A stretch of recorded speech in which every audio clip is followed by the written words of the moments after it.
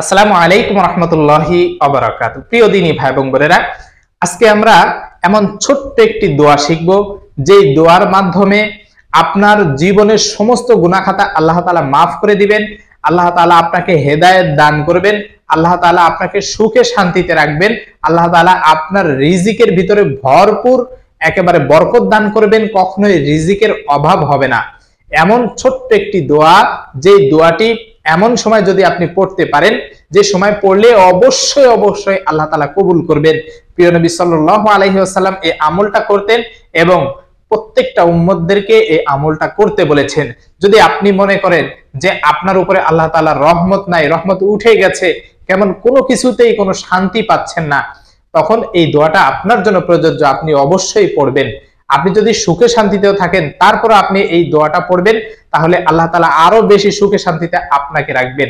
আপনার যদি রিজিকের অভাব হয়, যে আপনি দারিদ্রতার ভিতরে বসবাস করতেছেন, আপনার টাকা পয়সা নাই, ঋণগ্রস্ত, হতাশাগ্রস্ত, দুশ্চিন্তায় ভুগছেন, তখন এই দোয়াটা আপনি পড়বেন। এই ছোট্ট একটা দোয়া এমন সময় পড়তে হবে, আপনি যদি মনে করেন যে আপনি গুনাহ করতে করতে করতে পাহাড় পরিমাণ গুনাহ করে ফেলেছেন, এখন এর থেকে পরিত্রাণের উপায় কি? এর একটাই মাধ্যম, আপনি এই ছোট্ট দোয়াটা পড়বেন। আপনার পাহাড় পরিমাণে যদি গুনাহ হয়, সমুদ্রের ফেনা পরিমাণে যদি গুনাহ হয়, ইনশাআল্লাহ আল্লাহ তাআলা আপনাকে নিষ্পাপ করে দিবেন। আল্লাহ তাআলা তো বলে দিয়েছেন, লা তাকনাতু মির রাহমাতিল্লাহ ইন্নাল্লাহা ইয়াগফিরুয যুনুবা জামিআ ইন্নাহু হুয়াল গফুরুর রহিম। আল্লাহ তাআলা বলেছেন যে বান্দা, তোমরা আমার রহমত থেকে নিরাশ হয়ো না। আল্লাহ তাআলা নিরাশ হতে নিষেধ করেছেন। আল্লাহ তাআলা ক্ষমাশীল, ক্ষমা করতে ভালোবাসেন। অবশ্যই আল্লাহ তাআলা আমাদের ক্ষমা করে দিবেন। এই ভরসা, এই আশা আল্লাহ তাআলার প্রতি রাখতে হবে। গুনাহ করলে অবশ্যই সেই গুনাহের জন্য তাওবা ইস্তেগফার পড়বেন। তো এমন ছোট্ট একটি দোয়া, এই দোয়াটা আপনি কখন পড়বেন? যখন আপনি কোনো নামাজে দাঁড়াবেন, এই নামাজের ভিতরে যখন আপনার সেজদার সময় হবে, দুইটা যখন সেজদা দিয়ে থাকেন, একটা সেজদা দিন আল্লাহু আকবার বলে সেজদায় যখন চলে যান, আল্লাহু আকবার, এরপরে সেজদা তাসবিহ পড়েন, এরপরে আল্লাহু আকবার বলে বসেন, এরপরে আবার সেজদায় চলে যান। এই যে দুই সেজদার মাঝখানে যে আপনি উঠে যে বসেন তাশাহুদের সূরতে বা আত্তাহিয়াতুস সূরতে, এই দুই সেজদার মাঝখানে বসে ছোট্ট একটা দোয়া রয়েছে, এই দোয়াটা পড়বেন। এই দোয়াটা আমি আরবি বাংলা উচ্চারণ এবং অর্থ সহ স্ক্রিনে দিয়ে দিচ্ছি, যাতে করে আপনি খুব সহজে আমল করতে পারেন এবং এই আমলের মাধ্যমে আল্লাহ তাআলা আপনার অভাব অনটন দূর করে দিবেন এবং এই আমলের মাধ্যমে আল্লাহ তাআলা আপনার জীবনের সমস্ত গুনাহ মাফ করে দিবেন। আল্লাহ তাআলা আপনার উপর রহমত নাজিল করবেন। আল্লাহ তাআলা আপনাকে হেদায়েত দান করবেন। প্রিয় দিনী ভাই এবং বোনেরা, এমন ছোট্ট একটি দোয়া, দোয়াটি হচ্ছে আল্লাহুম্মা গফিরলি ওয়ারহামনি ওয়াহদিনি ওয়াআফিনি ওয়ারযুকনি। 5 শব্দের ছোট্ট একটা দোয়া। আবারও বলছি, আল্লাহুম্মা গফিরলি, অর্থাৎ হে আল্লাহ তুমি আমাকে ক্ষমা করে দাও।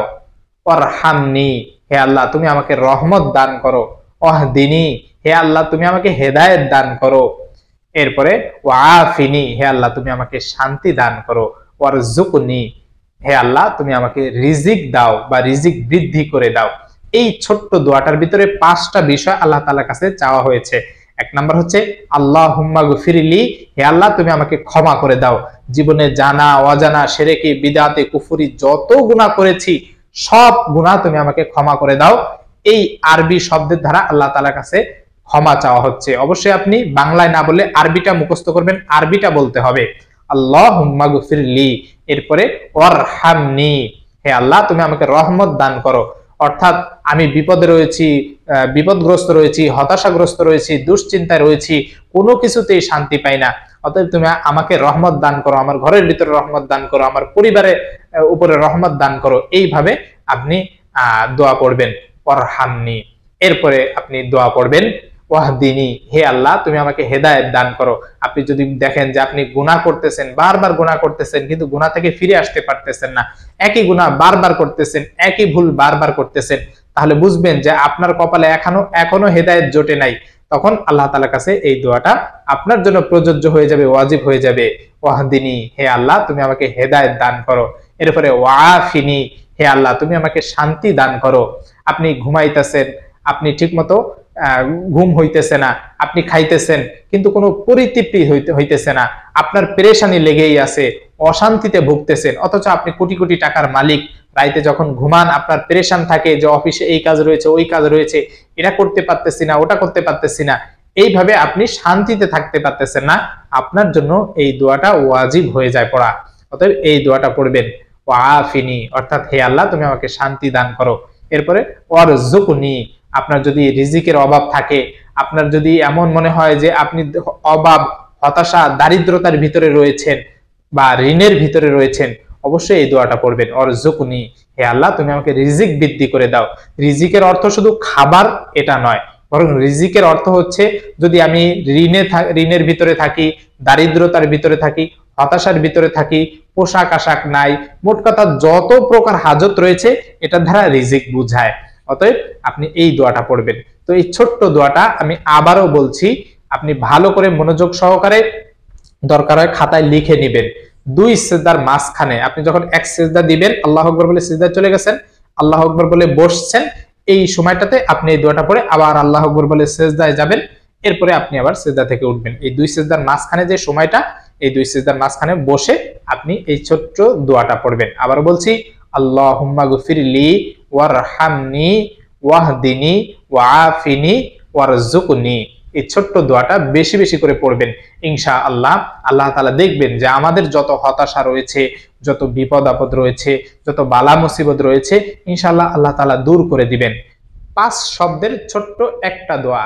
আবারও বলছি, আল্লাহুম্মা গফিরলি অর্থাৎ হে আল্লাহ তুমি আমাকে ক্ষমা করে দাও, ওয়ারহামনি হে আল্লাহ তুমি আমাকে রহমত দান করো, ওয়াহদিনি হে আল্লাহ তুমি আমাকে হেদায়েত দান করো, এরপরে ওয়াআফিনি হে আল্লাহ তুমি আমাকে শান্তি দান করো, ওয়ারজুকনি হে আল্লাহ তুমি আমাকে রিজিক দাও বা রিজিক বৃদ্ধি করে দাও।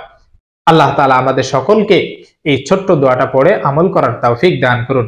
আমিন ওয়া আখিরু দাওয়ানা আলহামদুলিল্লাহি রাব্বিল আলামিন। আসসালামু আলাইকুম ওয়া রাহমাতুল্লাহি ওয়া বারাকাতুহু।